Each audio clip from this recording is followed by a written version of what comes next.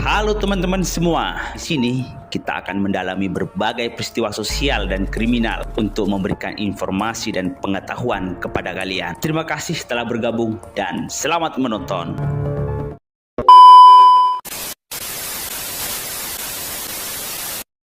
Selamat datang di channel kami. Hari ini kita akan membahas salah satu konflik paling kompleks dan berkepanjangan di dunia, yaitu konflik antara Palestina dan Israel.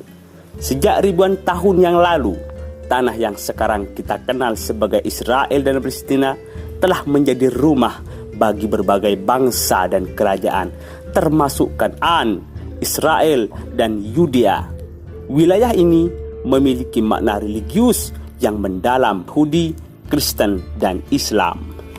Di masa kuno, wilayah ini menjadi pusat bagi tiga agama besar dunia. Yerusalem khususnya adalah kota suci bagi Yahudi, Kristen, dan Muslim. Masing-masing memiliki situs-situs penting di sana. Bagi bangsa Yahudi, kuil Solomon dan kuil kedua adalah pusat ibadah. Sementara bagi Kristen, Yerusalem adalah tempat Yesus disalibkan dan bangkit dari kematian.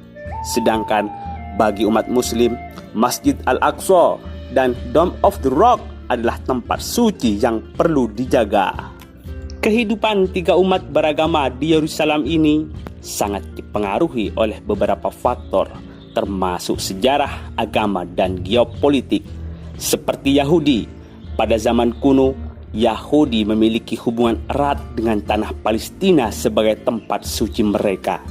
Mereka membangun kuil pertama dan kedua di Yerusalem sebagai pusat keagamaan dan budaya mereka.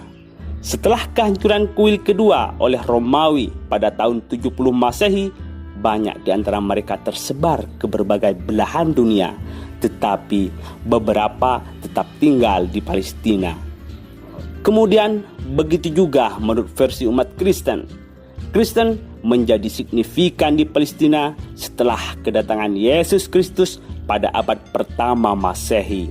Yerusalem menjadi pusat awal bagi komunitas Kristen dan tempat penting bagi gereja awal. Bahkan Konstantinopel menyatakan Kristen sebagai agama negara pada abad keempat Masehi, memperkuat keberadaan Kristen di wilayah tersebut. Umat Muslim juga punya klaim pemahaman berbeda. Dalam sejarah, masuknya Islam ke Palestina dimulai pada abad ke-7 Masehi saat penaklukan oleh pasukan Muslim dari Kekhalifahan Umayyah. Yerusalem menjadi salah satu kota suci Islam dan Masjid Al-Aqsa di Yerusalem menjadi tujuan ziarah dan penting bagi umat Muslim. Pada periode ini, banyak masjid dan institusi Islam dibangun di seluruh Palestina. Kehidupan sehari-hari umat beragama ini dipengaruhi oleh periode kekuasaan berbagai kekhalifahan Islam, termasuk Kekaisaran Romawi Timur dan negara-negara salib Kristen. Mereka hidup berdampingan dalam hubungan yang kadang harmonis, kadang konflik, tetapi seringkali ada kerjasama budaya, ekonomi, dan sosial antar kelompok-kelompok tertentu. Pada zaman modern, konflik politik dan keagamaan antara komunitas ini terus mempengaruhi kehidupan di Palestina. Ini mencerminkan kompleksitas sejarah panjang dan klaim atas tanah suci yang penting bagi ketiga agama tersebut. Konflik global ini terus berkecamuk dan berpolemik hingga terjadi pertumpahan darah. Lantas, apakah memang demikian? Tiga umat beragama ini sejak dahulu sudah memiliki dendam? Jawabannya adalah tidak. Ada banyak literatur sejarah menyebutkan jika di abad ke-16 hubungan ketiga umat beragama ini pernah damai dan tentram. Diketahui pada abad ke-16 Palestina menjadi bagian dari Kekaisaran Ottoman dan tetap demikian hingga Perang Dunia I. Selama periode ini, wilayah tersebut dihuni oleh populasi yang beragam, termasuk Arab Muslim, Kristen, dan Yahudi. Meskipun ada ketegangan etnis dan agama, kehidupan sehari-hari di bawah pemerintahan Ottoman relatif damai dengan komunitas-komunitas ini rukun hidup berdampingan. Hingga pada awal abad ke-20, sekitar 60.000 orang Yahudi tinggal di Palestina. Sementara penduduk Arab Muslim dan Kristen mencapai lebih dari 600.000 orang. Akan tetapi, seiring berjalannya waktu, setelah kerukunan tersebut sudah terdistorsi, tepat pada tahun 1917 saat Perang Dunia I masih berlangsung, Inggris tiba-tiba mengeluarkan Deklarasi Balfour. Deklarasi ini untuk mendukung pendirian rumah nasional bagi bangsa Yahudi di Palestina. Namun yang terjadi di lapangan justru memicu ketegangan dengan penduduk Arab setempat yang merasa terancam oleh meningkatnya imigrasi Yahudi. Setelah Perang Dunia I, Liga Bangsa-Bangsa memberi Inggris mandat untuk mengelola Palestina. Selama periode mandat Inggris terhitung sejak tahun 1920 sampai 1948, imigrasi Yahudi ke Palestina semakin meningkat, terutama karena penganiayaan terhadap Yahudi di Eropa, termasuk kebangkitan Nazisme. Ketegangan antara komunitas Yahudi dan Arab terus meningkat hingga menyebabkan kerusuhan dan pemberontakan. Salah satu yang paling signifikan adalah pemberontakan Arab pada tahun 1936 sampai 1939 yang merupakan respon terhadap ketidakpuasan terhadap kebijakan Inggris dan imigrasi Yahudi yang meningkat. Pemberontakan ini dihadapi dengan keras oleh Inggris yang mengirim pasukan tambahan untuk meredam kekerasan. Tetapi konflik ini meninggalkan luka mendalam dan memperdalam ketidakpercayaan antara kedua komunitas. Pada tahun 1947, PBB mengusulkan pembagian Palestina menjadi dua negara, satu Yahudi dan satu Arab, dengan Yerusalem sebagai kota internasional. Komunitas Yahudi menerima rencana ini, tetapi komunitas Arab menolaknya. Ia merasa bahwa pembagian tersebut tidak adil. Pada tanggal 14 Mei 1948, Israel mendeklarasikan kemerdekaannya. Segera setelah itu, negara-negara Arab tetangga menyerang, memulai Perang Arab-Israel pada tahun 1948. Israel berhasil mempertahankan kemerdekaannya dan bahkan memperluas wilayahnya melebihi rencana pembagian PBB. Akibat perang ini, ratusan ribu warga Palestina menjadi pengungsi. Pada tahun 1967, ketegangan kembali memuncak, menyebabkan perang 6 hari antara Israel dan koalisi negara-negara Arab.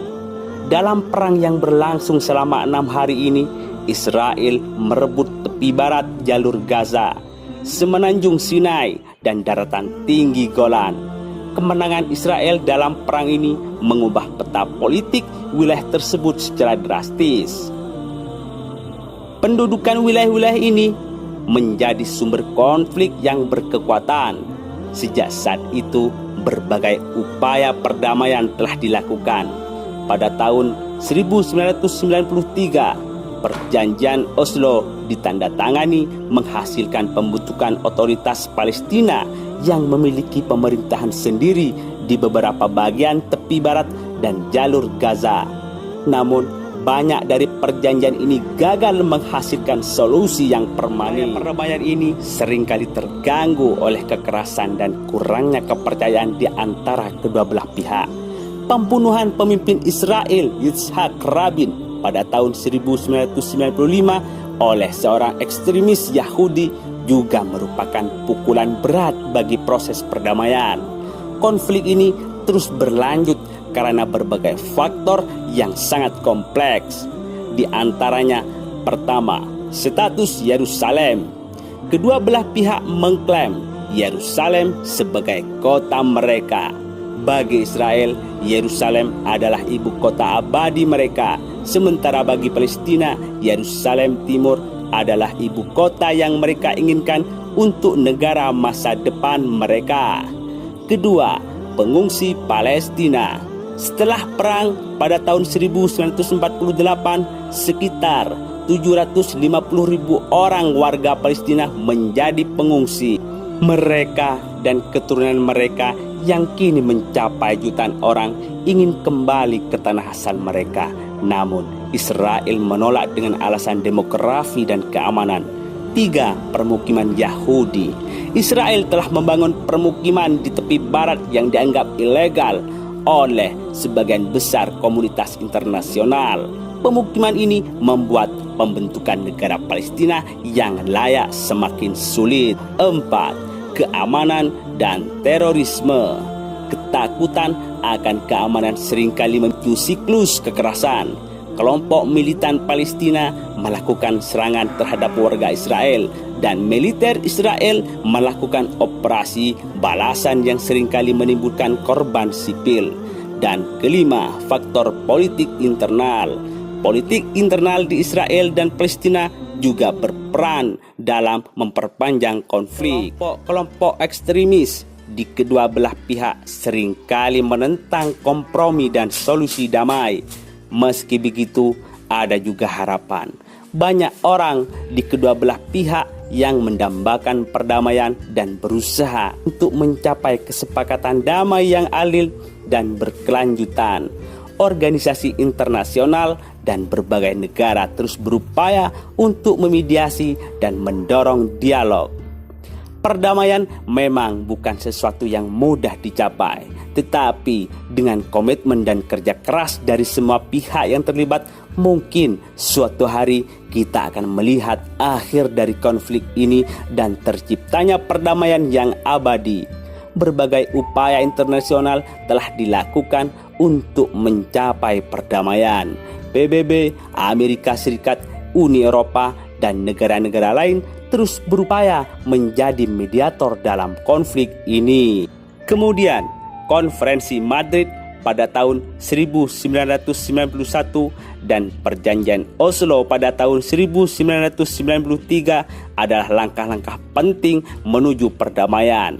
Namun, kendala politik dan perbedaan pandangan yang mendalam seringkali menggagalkan upaya-upaya ini. Konferensi Annapolis pada tahun 2007 juga merupakan salah satu upaya besar untuk menyatukan kedua belah pihak, tetapi tidak berhasil menghasilkan kesepakatan akhir. Di lapangan, kehidupan warga Palestina dan Israel sangat terpengaruh oleh konflik ini. Warga Palestina di tepi barat dan Gaza menghadapi banyak kesulitan, termasuk pembatasan pergerakan, pengangguran yang tinggi, dan akses yang terbatas ke layanan dasar seperti kesehatan dan pendidikan. Israel telah membangun tembok pemisah di sekitar tepi barat yang mereka klaim sebagai langkah keamanan untuk mencegah serangan teroris. Akan tetapi, tembok ini juga memisahkan banyak warga Palestina dari lahan pertanian mereka, sekolah, dan tempat kerja. Meski begitu, ada banyak individu dan organisasi di kedua belah pihak yang berjuang untuk perdamaian.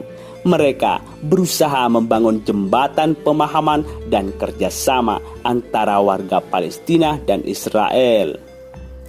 Organisasi seperti Seed of Peace yang membawa pemuda dari kedua belah pihak untuk berpartisipasi dalam program dialog dan kerjasama adalah contoh upaya-upaya yang berfokus pada generasi muda untuk menciptakan masa depan yang lebih damai.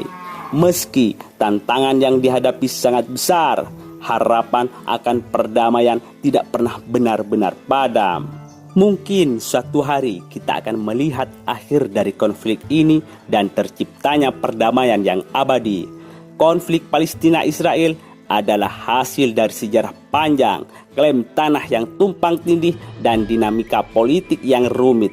Untuk mencapai perdamaian diperlukan komitmen dan pengorbanan dari kedua belah pihak serta dukungan dari komunitas internasional.